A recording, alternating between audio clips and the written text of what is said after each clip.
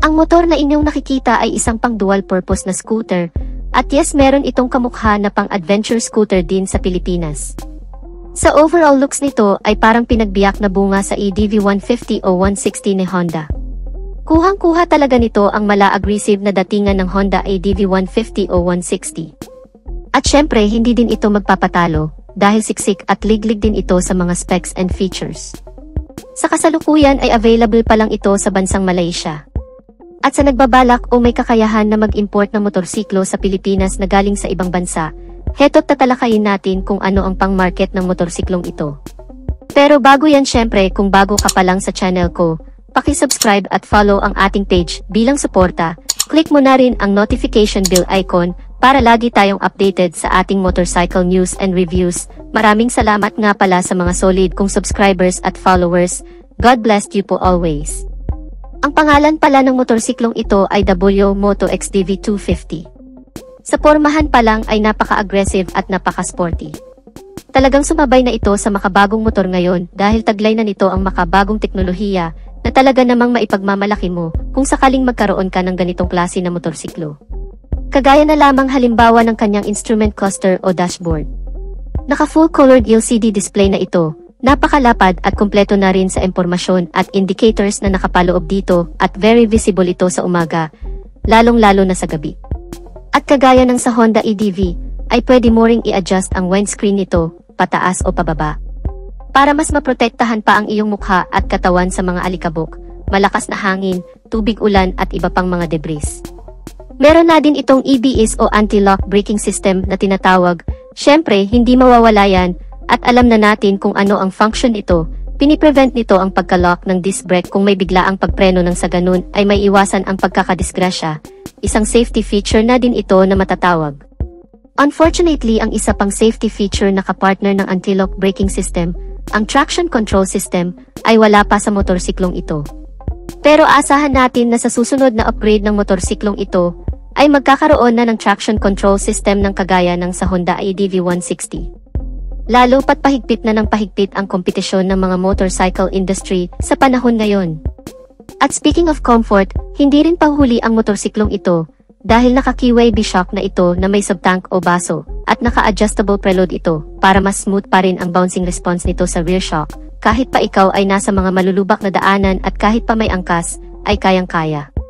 Naka-upside down telescopic fork naman ang suspension nito sa harapan, binagay lang din sa suspension sa likuran at talaga namang sumasabay na ito sa uso, mas stable ito sa daan, mas smooth din ang shock response at kayang-kaya pang rakrakan sa off-road. Pahaba din ang apakan nito, dahilan para pwede mong mailipat-lipat ang mga paa mo para iwas din sa ngalay, para mas relax din kahit pa sa mahabang biyahe. Siya nga pala meron itong central spine kagaya ng sa Honda EDV at Yamaha NMAX. Napakalawak rin ang underseat compartment nito na kayang magkasya ang isang full-face na helmet. Meron din itong front pocket, at nakapaloob sa front pocket ay ang kanyang USB charging socket, at meron na din itong takip. Ang kagandahan din ito ay naka-full LED lighting system na din ito, magmula headlight, daytime running light, signal light, at brake light. Naka-projector headlamps naman ang ilaw nito sa unahan, malakas ang bugahan ng ilaw nito, perfect sa mga madidilim na daanan. At syempre mas nagmukha pang maangas at agresibo ang kanyang front panel design dahil sa projector headlight na ito. Meron na din pala itong auxiliary light sa ilalim, so hindi muna kailangan magpakabit pa ng additional auxiliary lights. Naka-keyless system entry din ang kanyang ignition, na ang ibig sabihin safe ito, at pa-remote ka na lang. Meron naman itong outstanding fuel tank capacity na 13.5 liters, na talaga namang hindi ka nabibitinin kapag nag-long ride ka.